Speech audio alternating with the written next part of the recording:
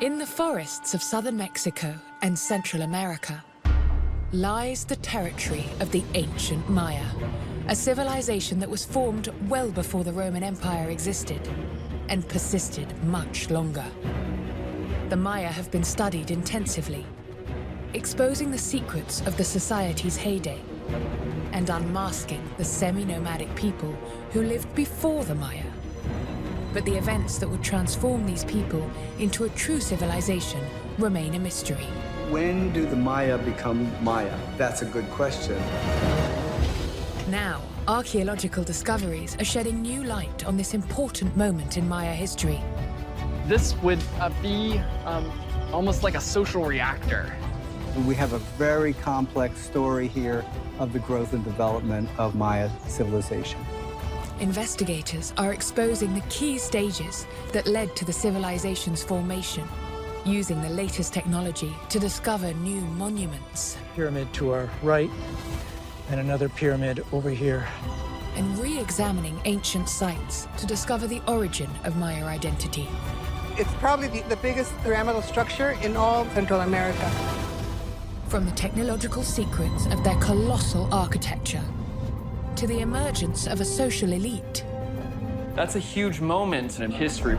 And development of writing. There are 3,400 pieces in this puzzle. The history of the Maya is being traced back to its very start. What we have are all of the major elements that then become classic Maya civilization. Transforming long-held beliefs about the start of the Maya civilization.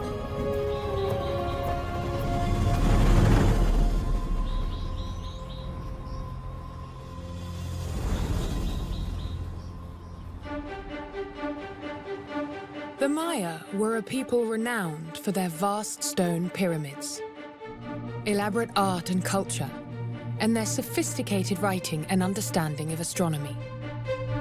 Their territory stretched from the so-called Maya lowlands of southern Mexico and Belize to the highlands of Guatemala and beyond. This is where the famous lost cities are found, and where Maya descendants still thrive today. But despite decades of research, the mystery of how and when the ancient Maya became a true civilization has long puzzled historians. And the riddle has only got more complex with new discoveries. In the Mexican state of Tabasco, archaeologists have unearthed an immense lost monument, a ceremonial platform 1.4 kilometers long and 400 meters wide, known as Aguada Phoenix. It's the largest monument in the entire Maya region, and it's also the oldest. Construction probably started around 1100 BC. The size of Aguada Phoenix is very surprising because the early site that we had up until now, it's much smaller. The discovery of Aguada Phoenix is truly phenomenal. So if you think about the coordination and the hours and days and months and years that would have taken to create such a monumental site. That tells us a lot about human nature, human capability of organizing themselves. So this is a really exciting time for archaeology, which is showing really a fundamental change in our understanding of development of human society. Aguada Phoenix was built well over 1,000 years before the so-called Classic Age of Maya civilization, during the early pre-Classic era. The people who built Aguada Phoenix are thought to be the ancestors of the Maya, but historians don't always label them as the Maya civilization. That's because the builders, around 1000 BC, were missing some key characteristics. There are no traces of permanent cities with monumental stone architecture. There's no evidence of defined social hierarchy, headed by powerful leaders. And there's no sign of writing or other cultural traits that would come to define the Maya. So how did the Maya develop these hallmarks of civilization? And when did it happen? clues lie 500 kilometers away from Aguada Phoenix, in the Mexican state of Yucatan. Beneath its dense forest canopy, Yucatan is home to incredible lost Maya cities, like Chichen Itza, with its immense Temple of Kukulkan. Many of the famous sites in the Yucatan date to the Maya Classic era, and beyond to the arrival of the Spanish on these shores. But recently, archaeologists have begun to suspect that the region holds much older clues. We used to think that Yucatan was kind of the later part of Maya civilization, but recent archaeology has changed that view. So Yucatan archaeology is fundamental for understanding the beginnings of Maya civilization. What traces of early Maya life are hidden amongst the jungle here? In the west of Yucatan is an area called the Puc region. Puc means low hills in the local Maya language, Yucatec. Archaeologist Evan Parker is hunting for the small villages where early Maya people began to settle. He discovers his first clue hidden in the thick vegetation. We see, walking right along here, an alignment of stones. So what we're looking at here is an ancient house. So we have this pretty big stone right here, this stone right here. These are the two corners of this house. The stones mark out the location of a small hut. The hut's builders laid a floor of hardened earth between the stones. They made a framework using wooden poles. Walls were made from earth, and the roof was thatched. This isn't an isolated hut. It was part of an entire village formed from around 80 similar houses, named today as Paso del Macho. The buildings didn't look anything like what we had seen at other Puc sites. There were no carved stones, there were no masonry buildings. But why such differences in structure and material? How old is this village? Evan unearths fragments of pottery nearby that provide the answer. Their form and composition allow him to find a date for when they were made. Paso del Macho expanded rapidly around 600 BC. That's a time during the middle of the pre-classic Maya era, when the civilization was developing. So there's definitely a population boom that seems to occur beginning around 600 BC. For a long time, we didn't think that there was a middle pre-classic occupation of this region. Finding such an old settlement here is surprising because the Puc region is one of the more inhospitable areas of the Maya territory. Its land is fertile, but its hilly terrain is formed from porous and fragile limestone soil. So rain that falls in the wet season quickly drains away. In the Puc region, there are some issues that the ancient Maya would have faced with regards to water use. The Puc is raised up by several hundred meters, which means there is no surface water to be found here. So how did early Maya settlers find water here? Evan has found clues at an abandoned quarry nearby. So we can see that this is a natural outcrop of limestone. So most likely what they did was, after utilizing it as a quarry, they laid down either a layer of clay or marl and built a wall surrounding it, so that whenever rain comes, this would fill up with water. This would be an ancient water reservoir. They're still experimenting with hydraulic technology at this point. The development of water storage techniques and permanent villages are the early stages of Maya civilization. And now a discovery a few kilometers away is uncovering evidence of larger cities. Archaeologist George Bay runs one of the largest excavation sites in the Puc region. He's worked at the ancient city of Kiwik for the last 23 years. Kiwik, like many Maya sites in this region, thrived during the classic era of the Maya. During the late Classic, the Puuc region was intensely occupied. There were hundreds of thousands of people. There were dozens of sites. There were hundreds of villages. And a great deal of wealth was accrued both by people of moderate power and people of great power. So between 800 and 1,000, this was one of the centers of the Maya world. The ruins of the city of Kiwik are dominated by a large pyramid, and nearby, the remains of a palace. George has dated these two monuments to 650 AD. He wants to understand how Kiwik developed and when it was founded. And when his team search between the two central monuments, they unearth an older structure hidden beneath. The discoveries take them much further back in time than they expected. This building up here is a late Classic structure, probably dating to around 650, 700 AD. But as we continued to excavate the unit, we came down on a fourth floor, which was very exciting because suddenly the ceramics indicated we'd jump back in time for around 600 BC, a huge leap in time. The deeper George's team digs, the further they travel into the past. The sixth floor represents the original construction of the Kiwik Plaza. And if you look down here, I'm standing on bedrock.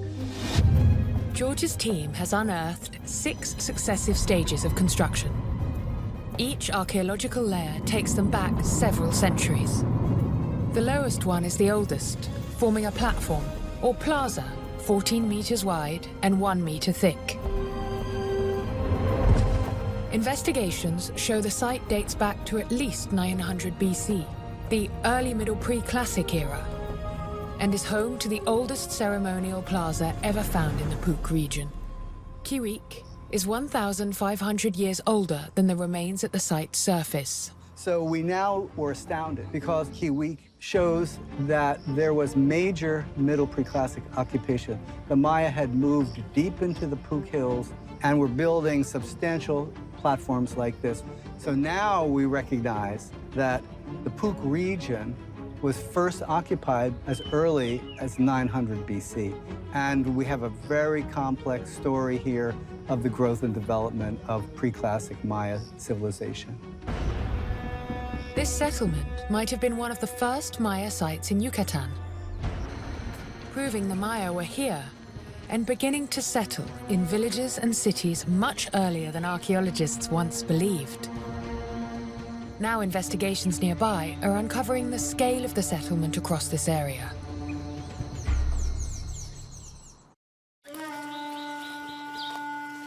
In the forests of Mexico's Yucatan, archaeologist Bill Ringel is looking for evidence of Maya settlements.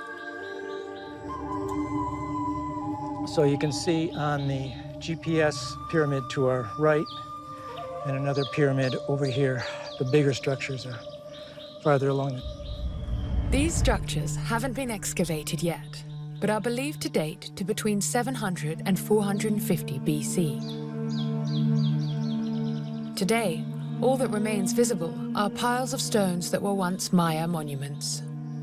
This particular site is right at the edge of a large, what we call a planada, plains, very fertile soil. So this is an excellent place to grow crops. And one reason these people decided to stay here was probably to claim ownership of that area. So we are very interested to see how people dispose themselves across this landscape. To understand how the first Maya settled in this area, Bill uses LiDAR technology. It's an airborne laser system that scans the ground through the densest vegetation.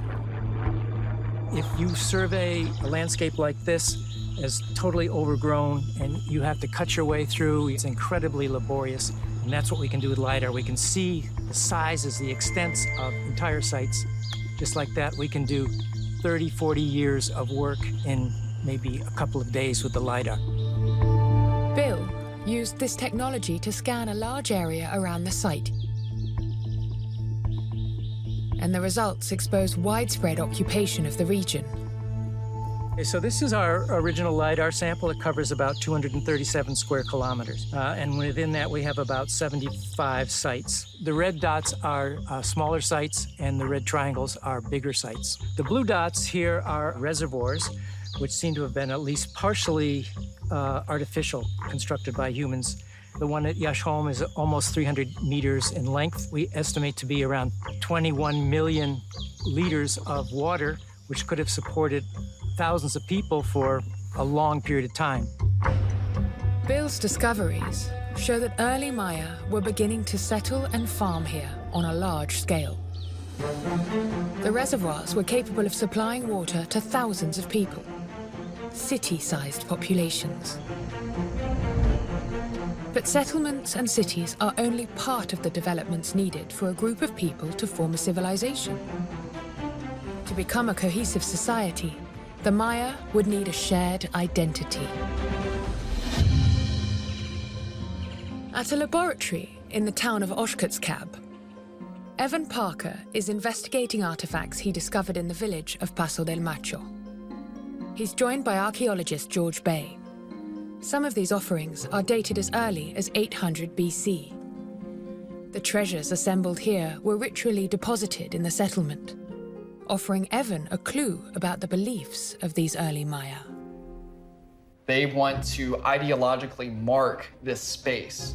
And one way that you can do that is by doing a place-making ceremony. And in this case, they are reenacting the creation of one of the most important deities in Maya religion, and that's the rebirth of the maize god. The maize god plays a central role in Maya mythology. Maize was key to Maya survival. As long as there was water, the crop grew well in the climate, and crucially, the grains could be stored for many months. An important step in the formation of a civilization, as food security affords a society time to focus on culture and religion. Maize became religiously significant. The Maya believed that the gods created humans from ground maize. The objects here suggest that this creation myth existed among the Maya from early in their civilization's formation. So this is one of the earliest instances of Maya religion, as we've understood it for a very long time, appearing during the Middle Preclassic. Right, so it's not just religion, it's a very specific set of ideas associated with Maya religion. The discovery exposes the spread of religious ideas that would become a central pillar of Maya society. A common link that helps define groups of people as a single civilization. Now, Evan thinks that these artifacts hold clues about where some of these religious ideas might have originated. So these objects all have drilled holes in them. So you could have run a cord through them. You could have worn them as pendants. You could have worn them on a belt. They could have been displayed at eye level, tied to a poster, something like that. Every one has perforations. Every single one of these has perforations. If we look at these different objects, we see that they're crafted in a style that has often been described as Olmec. So for example, this piece here is what's been called Olmec blue jade. It's beautiful. These are thought to be objects that had been carved in the Olmec area and then moved here. What's so amazing about it is that these artifacts were brought this great distance. They were interacting directly with people hundreds and hundreds and hundreds of miles away. The discovery suggests that these early Maya had contact with the Olmec civilization and shared aspects of their religious beliefs. The Olmec are the oldest society in this part of the Americas, predating the Maya. Now, discoveries at an Olmec stronghold suggest that this civilization shared more than religious beliefs with the Maya. 500 kilometers from the Puc region, in the Mexican state of Tabasco, is La Venta, the most prominent Olmec city of its time. Archaeologist Rebecca Lork has been studying this area for almost 40 years. La Venta was definitely a very important city for its time in the first millennium before Christ. It was a city that had no comparison. People would come to see it or to visit it either for religious reasons or for the economy, for the trading, or maybe for political reasons. La Venta was occupied between about 1200 and 400 BC. In the middle of their city, the Olmec built an innovative new monument. An architectural revolution that would become an iconic part of Maya culture.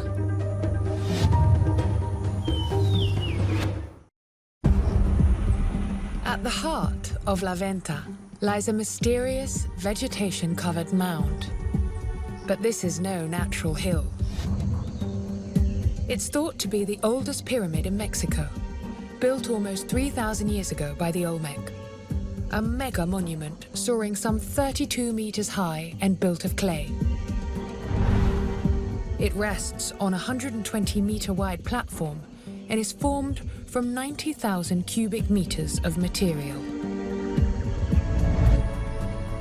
It's probably the biggest pyramidal structure in all ancient Mexico and Guatemala and Central America. It is the oldest pyramid of this size. The original form of it, we think, was with 4 staircases, 1 in each side. The Maya would eventually learn to build giant stone pyramids that could withstand the elements. Archaeologists believe that the pyramid form had mythological significance. Pyramids were conceived of as artificial hills or mountains. The later pyramids of the Maya at Chichen Itza or Copan or Palenque were specifically identified as mountains. Mountains are important places. It's a high place. These places that are mountaintops, place that you're closer to the other world, the celestial world. And so the concept of a sacred mountain seems like it's a very long, deep tradition. Just like at La Venta, the pyramids of the Maya cities are often composed of 2 superimposed elements. A massive base on which a pyramid temple is built. The pedestal elevates the temple, showing that the divine king is superior to his subjects. This symbolic function already existed at the time of the Olmec. La Venta was probably a sacred place of pilgrimage to which people from all over the area would have come to attend lavish ceremonies. From the top of the pyramid, priests could see for dozens of kilometers and be seen themselves by those in the plazas below. The fact that you're standing at the top here, you have a view 360 degrees around, and that's very powerful. And you not only can you control what goes around you, but people can see you. I think only the people who were performing the ceremonies were in this area. And the elite might be in the platform at the base of the pyramid, and then the really normal people in the plaza. Olmec social structure was itself pyramidal, based on a deeply unequal society with a powerful leader at the top. La Venta, in terms of architecture, it represents the concentration of power. It does show planning, organization, the management of manpower, and the management of resources, of being able to gather earth from wherever they gathered earth to bring it here and build this. The Maya shared many traits with their Olmec neighbors. But when did the first traces of hierarchical organization appear amongst the Maya? When did an all-powerful Maya elite emerge to rule over their cities?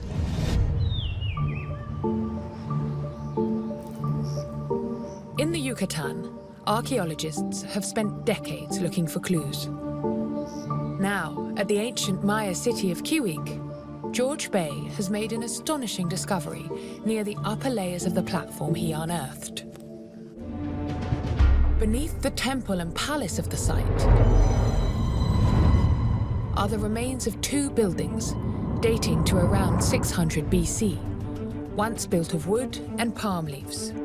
They are elevated on small individual raised platforms, facing each other at either end of a much larger platform. Their layout is identical to that of the temple and palace that was built during the Classic Age. This could be evidence of the emergence of a social hierarchy in this Maya city. So that building would have been facing out onto this plaza and would have been the focal point. It could have been that in the pre-classic you had a temple on one end and maybe a house for emerging social stratification, a chief or tribal members who are of higher status. I think what you're starting to see is increasing social complexity. George's discovery exposes an early example of elite people controlling a Maya city. Now, new evidence unearthed nearby is exposing the lives of one of these elite early Maya people. In Paso del Macho, Evan Parker has found clues that suggest that there were elite Maya even earlier than at Kiwik. He unearthed the remains of a male teenager who was buried with a necklace and bracelet made of seashells around 800 BC. One of the interesting things about grave goods like this is that they oftentimes reflect the status or the role of whatever individual they're buried with. Paso del Macho is an inland settlement, so these would have had to have been obtained either through an expedition to the coast or through trade routes. This would have taken a high amount of labor in order to carve these. Alongside the jewelry, Evan found another unusual object. We have not found anything like this in all of northern Yucatan with any burials before. This is a form of white jadeite that seems to be like an axe, but the color is unique, and what really makes it unique are these series of inscribed lines. Evan thinks the artifact might have been worn on the head of high-status people. So the fact that they're young and that they are buried with an incredibly rare object, which we've never seen anywhere else before, suggests that there is some degree of hereditary inequality or ascribed inequality. That's a huge moment throughout history whenever we go from people being able to simply achieve high status to being able to have it ascribed to them. With the emergence of a hereditary social elite, the groundwork was laid for the powerful kings and lavish palaces that the Maya civilization would become known for.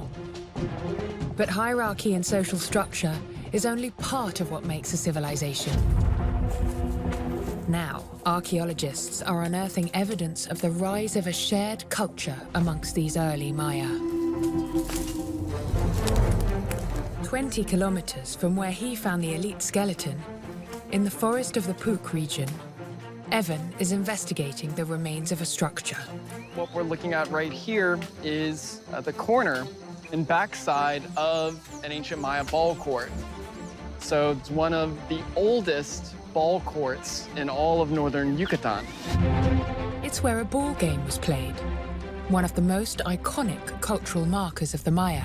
So most likely what would be under the ground here would be a single retaining wall for the backside of the ball court. And then there might have been a series of steps. There might be additional architecture on top of the mound, perhaps a covered area. So this would be a place of spectatorship. It would be a place for celebration, for partying. Or maybe we could imagine that there would be people here serving food or drink to those ready to enjoy the ball game. The remains of this site date to between 600 and 500 BC. And across this area, archaeologists have unearthed another 25 ball courts from the same period. The Maya ball game might have originated in this region. The fact that there are so many ball courts in this region suggests that it was integral, it was foundational to the social fabric of the city. And because ball courts are so prevalent here compared to other areas of the Maya world, should we begin to ask ourselves, is this where the prototypical Maya ball game really starts off, and then it spreads throughout the Maya world more broadly during the Classic period? this game would become integral to Maya cultural identity until the present day.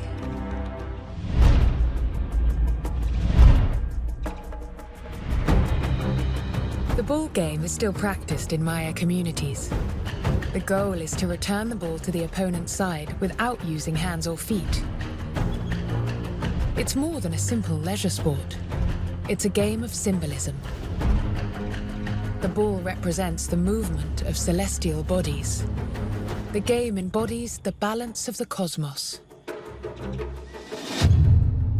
In the Pook forests, Evan thinks that the ball courts aren't just a marker of Maya civilization. Perhaps they were a driver of it.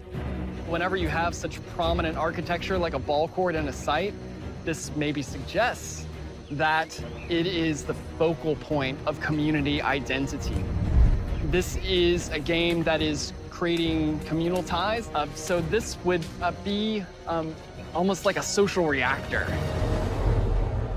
Around 500 BC, through the development of culture and common identity, the emergence of permanent cities and the growth of powerful elite, the Maya civilization was beginning to emerge. And soon they would start to build the grand and lavish stone cities that would make the Maya world famous today.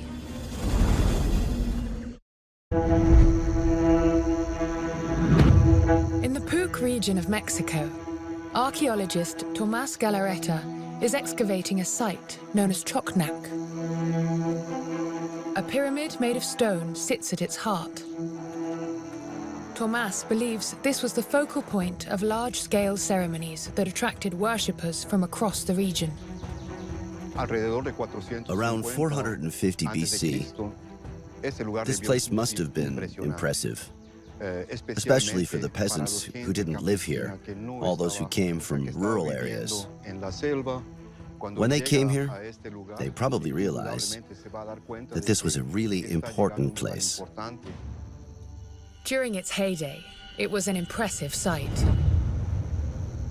The 20-meter-tall stone pyramid was at the heart of a huge ceremonial complex, with 8 smaller structures flanking it, all built on top of a platform made from 150,000 cubic meters of material that formed a wide and open plaza, a colossal monument for its time. This is one of the greatest. It's monumental. It's about 130 meters on each side. So if you look at the volume of this building, it's really incredible that they built it at such an early time. Given the size of the main square, it was able to accommodate the whole community. I mean, it's as big as a stadium, so it was probably a gathering place for different kinds of festivities or commemorations. To build in stone at such scale, the Maya would need to figure out how to support the weight of the giant pyramid. To solve the mystery of how the Maya managed it, Tomás and his team excavate an 8-meter-deep investigatory shaft, exposing the platform's ingenious internal structure. Under the surface of the plaza, Maya builders constructed a network of interlinking walls, forming a series of rigid stone cells. These foundations spread out the weight of the monuments they built above. This cellular technique is known in the monumental constructions of many other important sites. It's a technique that becomes widely used during the Classic period. It shows that there was a lot of investment here. The lords of this place managed to be so powerful that they were able to sponsor and support the construction of work as large as this. The ingenious construction of this giant monument was overseen by powerful city leaders. Evidence of the constant progression of this society towards increasing hierarchy, but also a sign of a technological shift in the Maya civilization towards the use of cut stone. This technology is much more advanced than the type of earthen architecture that we have before the Middle Preclassic. Places like La Venta, for example, where most of the buildings are made of just packed clay or earth. And so because the Maya were able to use limestone and mortar, they could create more vertical buildings. The change that happened from these small settlements to these late pre-classic sites was truly a remarkable time. If you think about a span of a few centuries and all of a sudden you have these large constructions. The race for monumentality would increase over the centuries, becoming one of the markers of the classic era of Maya civilization. It was their mastery of stone that enabled Maya builders to construct a series of magnificent cities over a remarkable 1,500-year time span. In Choknak, Tomas has discovered evidence that shows how building techniques were gradually improved and perfected over time. Here we can see the last two stages of the construction of the pyramid. In the first one, they built this type of wall, which, although it's slightly inclined, is rather vertical. Then another ruler came and decided it was better to cover it with other types of stones like these. At the same time, the advantage was that it gave the walls greater resistance to collapsing or being pushed out. From their reinforced foundations to their perfection of building techniques, stone became the most important building material for the Maya. By at least 450 BC, the Maya were living in large cities with powerful rulers and monumental architecture in the form of stone pyramids. They were practicing ball games that gave people living in cities far apart a common identity and culture. But one mark of a civilization remains: writing. And understanding exactly how and when the Maya developed this crucial skill has eluded investigators for decades. Today, the Maya are revered as the greatest ancient society in the Americas. And their writing and art plays a huge part in how they have captured popular imagination. It's allowed ancient ideas to span the centuries. Now, an incredible discovery is transforming long-held ideas about the development of this crucial element of Maya identity. 300 kilometers from Mexico's Yucatan state, in the Petén region, on the border of Guatemala and Belize, a site called San Bartolo has transformed archaeologists' understanding of the Maya civilization. Investigators unearthed a priceless treasure here, within a temple known as Las Pinturas. Buried several meters underground, they uncover evidence of ancient Maya paintings and writing. David Stewart is part of the team who excavated this site. This was one of the great surprises of our excavations at San Bartolo. Not only did we find early writing in the murals of San Bartolo at 100 BC, but earlier architecture beneath that building, going back to about 300 BC, also revealed fragments of walls. If the older walls were inscribed too, they would be the oldest examples of Maya writing ever found. Among the fragments, one piece catches David's eye. When I was at the site, looking at a number of these fragments in our rustic jungle camp, there was one of them that had little painted hieroglyphs, and I looked at it and I was like, there is a date, an ancient date, and it was the number 7, and it was the head of a deer. 7 deer. 7 deer is writing that designates a day in the sacred Maya calendar. Radiocarbon dating shows that the inscription was made between 300 and 200 BC. The discoveries transform long-held ideas about when Maya writing emerged. An absolutely stunning discovery that we had no preparation for, really. Our thinking before San Bartolo was the earliest Maya writing was maybe at the beginning of the Classic period. Maya writing from the Classic period of 250 to 900 AD is well understood. They used symbols to represent whole words or syllables. The evidence at San Bartolo exposes the origin of the system. It's clearly the same writing system we have from later Maya civilization. The discovery tells us that I think the Maya were developing their own writing. They didn't borrow it from somewhere else. Archaeologist Heather Hurst was involved in the excavation of the site alongside David Stewart. At the University of Texas at Austin, archaeologists have reconstructed a section of the images found at San Bartolo. It's almost 12 meters long. Every time we look at this thing, we see new things. There's some new fits. It took 10 years to conserve and reassemble the images. There are 3,400 pieces in this puzzle. Every detail is painted. So the lines of the bird, the arc, the figure's body, even the strands of the hair. This tells us that the painters were expert painters, truly master artists. The incredible thing is 1,000 years later, they're using the same techniques. The paintings and writing from San Bartolo help historians understand Maya beliefs that were developing at the time.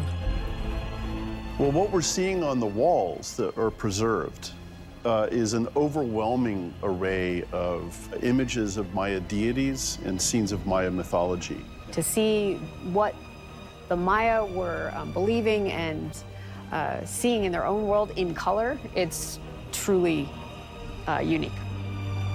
The early Maya prepared these walls using a material known as stucco. It's a plaster that the Maya used to cover walls before painting with colored pigments.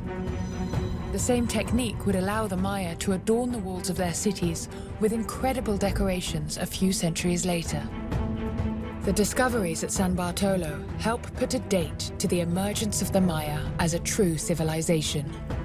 One of the things that I think it tells us, this early writing, is that there is a remarkable degree of cultural unity among the pre-classic Maya of that time. Say starting around 500, 400 BC. That's probably when this crystallizes, when we see a unification in this expression of culture and civilization. The development of writing and art allowed the Maya to become one of the most advanced and enduring civilizations of Central America. Piece by piece, the mystery of how the Maya civilization began is finally being assembled by archaeologists. So how do we envision the transition from a simple egalitarian society and a more complex stratified society? It's not just a single jump. And the material culture shows us that these small cities had far-flung connections, and they were trading with others, and both regionally and from very far away. There are lots of changes that take place in that period. What we have by the end of that are all of the major elements that then become classic Maya civilization. So monumental architecture, the writing system is there, the calendar is already there. So the pre-classic is really what set the stage for everything that came after. Archaeological excavations and discoveries across Mexico and Central America are offering new clues about how the great Maya civilization developed, exposing the process by which the Maya began to settle and learn to make the immense stone monuments they would become famous for, and how their culture and shared identity evolved through ball games, art, and writing. The foundations of a society that would endure until the present day.